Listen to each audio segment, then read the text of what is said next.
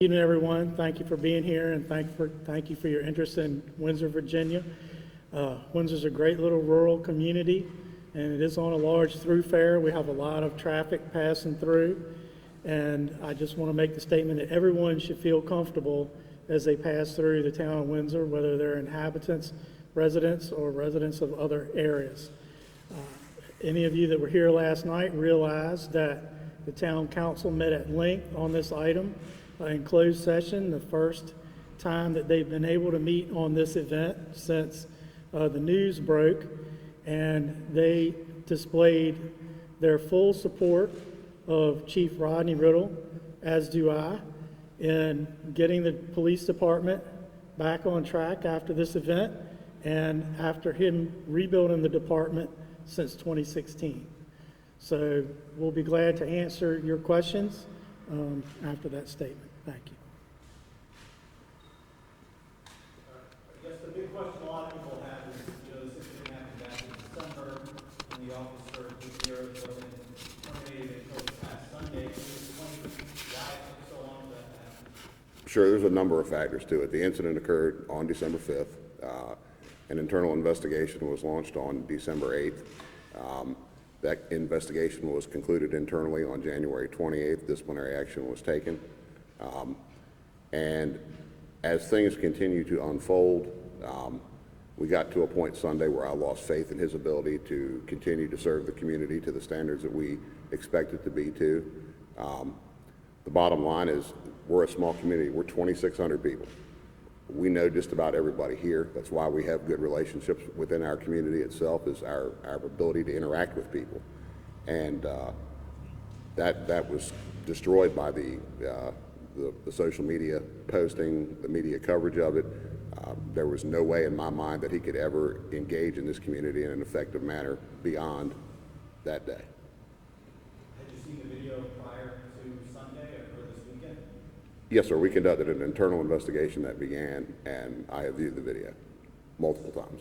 So you knew for, I guess, months since the investigation ended about what was on the video.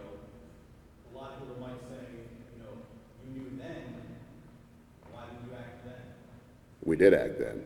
As I stated earlier, we concluded our internal investigation on January 28th. We took disciplinary action at that point. As this thing kind of gathered legs and became viral, I personally felt that there was no way he could effectively serve our community anymore at that point. So, Chief, if I'm hearing you correctly, two questions on that. What disciplinary action was taken originally? And it kind of sounds like, had the video never gotten out, that you would have still had confidence that he could serve the public even after, I can't get into the disciplinary matters. That's a personnel issue. What I can tell you is that the video was released to Mr. Nazario's attorney in mid-December. There's been no attempt to hide this or keep this from anybody. They've had possession of it for well over 4 months. In my police career, I've never seen agencies conduct investigations and post the results of those investigations for the public, or the results of internal matters that they review. And so that would have been outside the scope of our normal policy and operating procedure. But that's not necessarily what I'm asking.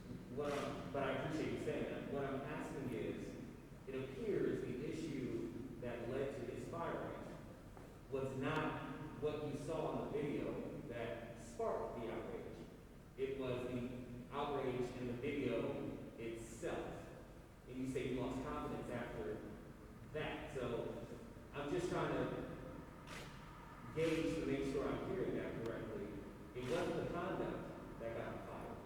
It was the video that got fired. As a result of all those things, I've lost my confidence in him to be able to effectively engage this community. And also, here, have you done anything since December? Can you take that down? I can't hear you, sir. Has Officer here done anything since that December 5th incident that would make you question his ability to effectively police this area before you made your decision now and after, again, that incident with the lieutenant? No, sir, nothing specific. Do you believe that the actions alone only required disciplinary action? Do you believe that those actions were Can you rephrase it for me? And Were the actions seen by Officer Gutierrez in the video grounds for termination on their own, or was it only because the public would not be able to trust him? I believe it's a, let me preface that with this. When I watched the video, there were some things in that video where we missed some serious opportunities. There were things that had led up to that traffic stop. There were certain actions that Mr. Nazario took that raised red flags for those officers based on their training, that they may be dealing with something beyond an ordinary run-of-the-mill traffic stop. Those officers initially reacted relatively well, in my opinion. And as the event unfolded, there were some moments there where the use of force continuum, escalation of force, de-escalation of force, they actually were doing it. They came out with their firearms. Officer Gutierrez transferred to his taser, then eventually to his pepper spray, and they went hands-on. So that's coming down the use of force continuum. What they missed, though, was the opportunities to verbally de-escalate that situation, to engage Mr. Nazario in a positive manner and use language to gain compliance from him. The term ride the lightning. Now, I take that based on my police career as a reference to an electronic control weapon or a taser. That's not how it's done. That was inappropriate. It created an unnecessary fear in Mr. Nazario, perhaps. And that was, those kind of comments, they don't serve any purpose. They don't serve any purpose to de-escalate that situation. They don't serve any purpose to build a matter of trust between the officer and the suspect that they're engaged with. And furthermore, those kind of comments just continue to erode an already very rocky relationship that the police have with the public in this time. I was speaking with a pastor here at a church yesterday, and what we talked about was, you know, we can't fix what's going on in this nation. We can't fix what's going on in the Commonwealth, but we can sure get to work on what's going on here in Windsor. And we missed some opportunities. And when he told him, he said he was afraid. He said, you should be. And that was inexcusable. That upset me. It made me mad. Because there, yet again, is another opportunity to de-escalate that thing from a verbal standpoint and change the outcome of that incident. Excuse me. It could have not gotten to the point that OC spray was deployed. They missed those opportunities. And it's bad. It doesn't help us. It doesn't help the community. It doesn't have any place in law enforcement. And those kind of things are just intolerable. I mean, yes, it upset me. And it's upset the members of the police department. It's upset the members of the community. It's now upsetting, you know, at this point, the nation and the world. I haven't spoken to y'all as of yet, but what I will tell you is I'm not tone deaf. I listen well to what I'm hearing. I've received input from different groups. You know, we've been inundated with phone calls, emails for the last 5 days. The amount of it is just absolutely unbelievable.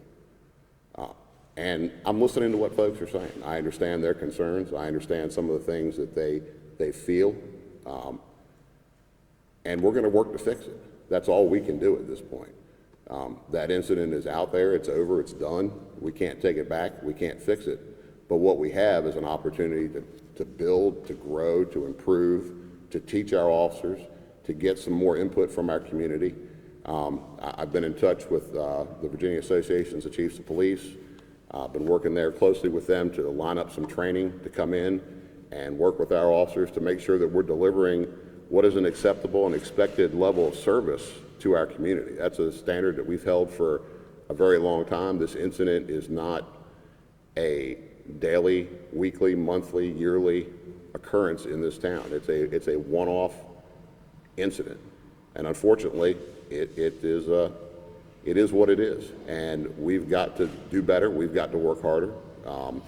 We're looking at some implicit bias training that we're going to get going, some de-escalation strategies, and again, de-escalation is more than just where the officer utilizes force. It's the ability to see that bigger picture, to make a connection with an individual that they're engaged with, and get a positive outcome to it. We're going to talk about a little bit of dynamics of citizen encounters. We're going to get some training that's based on that.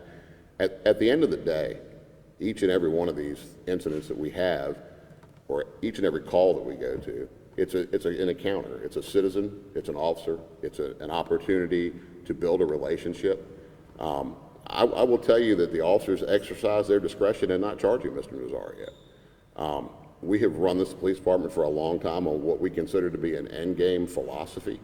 What are we doing at the end? What is the end objective of every call for service? If we go to a call for service and we're dealing with a criminal event, does it necessarily mean that we need to get that person into the criminal justice system? Or is there something else we can do to resolve the situation and move along? So going forward, that's where we're headed, is continue down that path. We've got work to do. We know we got work to do. There's been some damage to our relationships with the community here, and we got to get back on track to fix it. I appreciate the council's support, the manager's support in backing me. We will be open and transparent about how we do it. We're going to reach out to our community stakeholders, get input from them.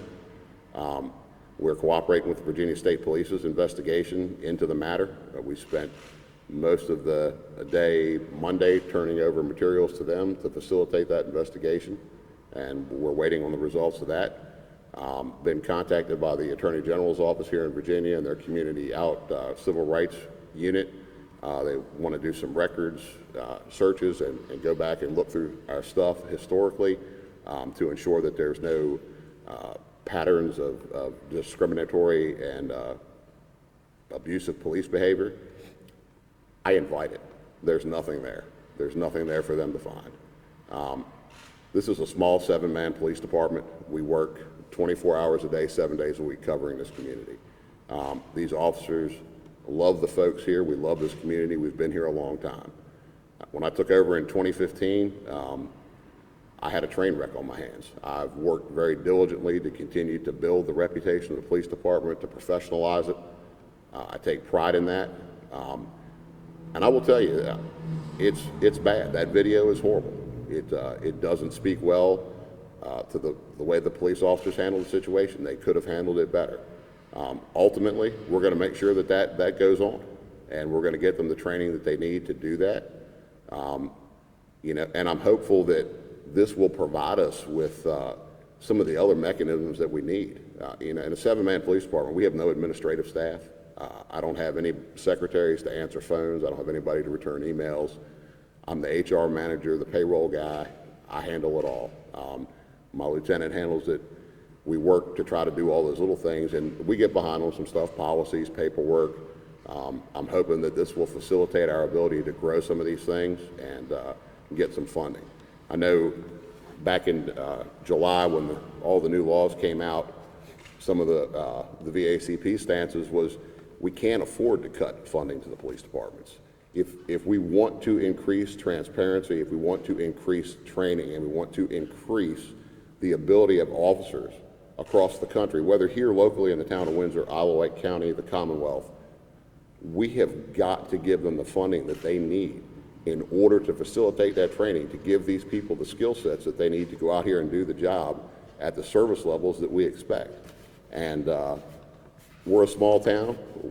Taxes haven't been raised here in 20 years. So we're fighting a battle trying to get our hands on funding to do things, to give our officers the tools and the skills that they need to go out and have safe encounters with the citizens. Is there a federal investigation into this incident? Can you also explain why the second officer was not, why you handled the second officer differently? All right, so a little background on Officer Crocker and Officer Gutierrez. While both are new to the department in the last year, Officer Gutierrez is an experienced officer. He was serving in the role of a field training officer. Officer Crocker had just graduated from the police academy back in October and was still in his field training phase and what we call the shadow phase. One of the things in watching the video is watching Officer Crocker. And if you've watched the video, you'll see there's several times in the video where Officer Crocker makes an effort to de-escalate that situation verbally with his mouth. He changes his pitch, his tone, his demeanor. That is somebody right there who has the makings of being a policeman, that sees that understands that importance. I've known Daniel since he was 14. He's a lifelong resident of the town of Windsor. He wants to serve his community. And there is little to no doubt in my mind that with some additional training and a few more years under his belt, he will continue to serve this community well. And as is with everything, this is a teaching moment for us. This is a teachable moment. You know, look at your favorite NFL team. After every game on Sunday, what happens? Right? Win or lose, bad or good, everybody goes into the building, gets on the film, right? Looking at, hey, what can we do better? What did we do good? What did we do bad? Where do we got to make changes? How do we become more efficient and more effective and do a better job? And that's the same thing that we're going to do with this. Is we're into it. We know there's deficiencies there. We're going to work to fix those deficiencies and move forward. What do you say to those who? I'm sorry, is there a federal investigation into it also? Yes, sir, there is. Can you tell us about that? The FBI came with the Virginia State Police on Monday. They asked for certain access to things. That access was granted, questions answered that they had, and materials provided to them. Have you spoken to Lieutenant Nazario? I have not. Do you have anything you'd like to say? I'm glad that he's okay. You know, at the end of the day, I'm glad that nobody got hurt. That situation ended in the best way it could have. I wish he would have complied a whole lot earlier. You know, again, I'm not going to, I'll say that I'm going to own what we did wrong. I can't speak for him, but I'm going to own what we did. My guys missed opportunities to verbally de-escalate that thing and change that outcome. Is he owed an apology for that? I don't believe so. Why so? You know, Lieutenant Nazario took certain actions that created where we got to, and I think that, you know, we'll let the court sort that part of it out and litigate that part. From the onset, do you think the officers handled it appropriately and at the BP gas station, getting out of their cars with their guns drawn? Do you think that was an appropriate use of force that they were showing there? Based on the things that they saw, the way they interpreted the beauty of where we are today is we can watch this thing back at 1 frame per second, right? In the real world, this is unfolding. Those officers are having to make decisions based on what they see. Those decisions are based on what are their training, what are their experiences, what have they seen in the past. Is the way they did that maybe the way I would have handled it? Maybe not. But based on the current law, the case law that's in place on how we deal with traffic stops, I think it was legal. What specific incidents led to those officers deciding they need to get out of the cars with their guns drawn? It was a totality of the circumstance, everything they had seen to that point. Can you be more specific? The vehicle had no visible tag that they could run. The vehicle was tinted out. You can't see how many occupants are inside, what's going on inside the vehicle. The vehicle slowed but didn't come to a stop. It passed multiple locations where it could have safely pulled from the roadway and continued and then cut across 4 lanes of traffic into that final location. You mentioned, Carl, hear you. you mentioned the lieutenant, you own what your police officers did, but you also mentioned, I guess, what the lieutenant did everything that he needed to do, as far as like what do you think he did wrong? It's not my place to judge what he did wrong. I just wish he would have complied quickly and followed the officer's commands. Do you believe that the lieutenant did the right thing as far as he claimed he was trying to drive to a well-lit location and in the event that, you know, something that's played out on a national stage doesn't happen to him? Do you feel that the lieutenant did the right thing in that situation, and then what is your advice then to the community? Here's what I tell folks. Look, I've been doing this job 20 years. I've seen all kinds of crazy stuff out on the highways. There are things that we look for from people when we initiate a traffic stop. We're not immune to understanding other people's perceptions. I mean, we all see this world through a different lens. Perception's reality for folks. It really is. And where we are is that, you know, when the officers initiate a traffic stop, if you're not going to stop right away, turn your 4-way flashers on. Slow down. That lets us know, hey, you're there. We know you're there.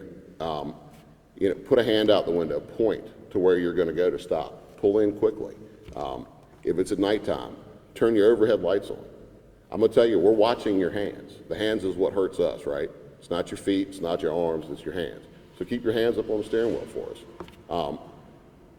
At the end of the day, I truly believe that encounter would have lasted about 2 minutes had he just pulled over and presented the things he was asked for. The officers likely would have gave him a warning. And I can tell you there's no disrespect in this town for the United States military.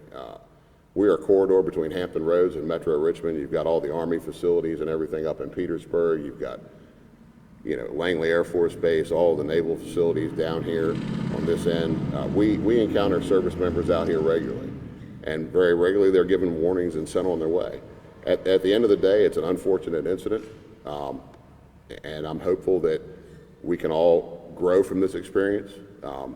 Yes, it's brought some very negative attention to a very quiet, small community. I'm sure most of you never even knew we were here. And we like to keep it that way.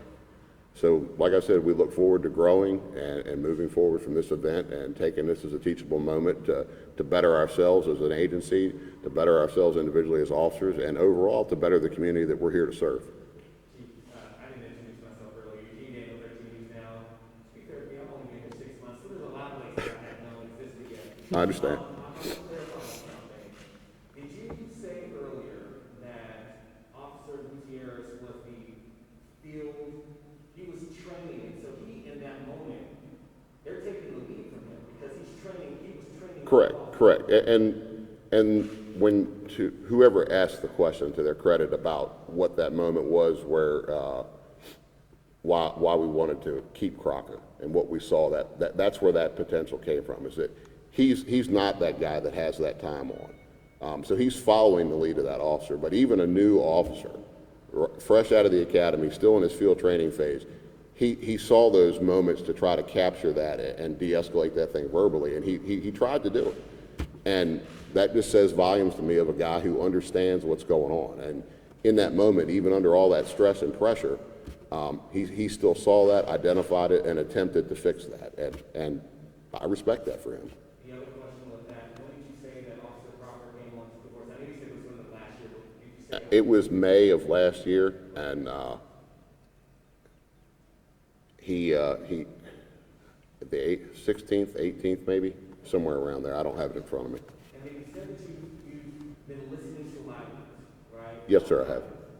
Elephant in the room, obviously, you mentioned how the town of Windsor, the police department, this community has a love and appreciation for the military. But again, we are talking about a black man and then stop listening. The reason I bring up the NAACP local chapter says it still hasn't had the opportunity to speak with you one-on-one about this incident. No, and so part of our long-term strategy, and what we're doing is we're going to have these council work sessions on Thursday nights for the foreseeable future. Tuesday nights, I'm sorry. And part of that is going to be, we're going to bring in our stakeholders. We're going to talk to them. What do you see? What are your concerns? And what are some things you'd like us to do? What are some things we can do? Here's kind of our plan going forward, and let's collaborate a little bit on this and see where we can go. Is it going to make everybody happy? No. Are we going to have some conversations that make some people probably uncomfortable? I'm sure we are. But we're going to work through it, and we'll get there. We have a long road ahead of us, but we're going to get there. Any other questions? I told you we'd try to wrap up in about 20 minutes or so. How about hiring Last one. more diverse officers? Are you committed to getting African Americans onto the force? Absolutely. I don't think, I think for our size, we're pretty diverse. We have 7 full-time officers, 2 auxiliaries. I'm down a position now, but prior to that, I have an African American sergeant who's my head DT instructor, who's an auxiliary officer. I had 2 officers of Hispanic descent, Officer Gutierrez and Officer Rios. And I think that for as small as we are, I don't know that it's an identical mirror of our community, but it is diversity. One of my biggest problems is keeping good officers. In the last couple of years, I've lost several to the Virginia State Police, to the City of Newport News. Again, it's being able to stay competitive with the pay salaries in this area. Who wants to work in Windsor for $45,000 a year when they can go to Chesterfield and make $90,000? So, you know, I'm in competition for the best and the brightest, and you know, with what I have to offer, sometimes I don't necessarily get what I want. All right, listen, thank you, everybody. Appreciate, hope you got what you needed. Thank you, Chief. Thank you, Phil. Appreciate it.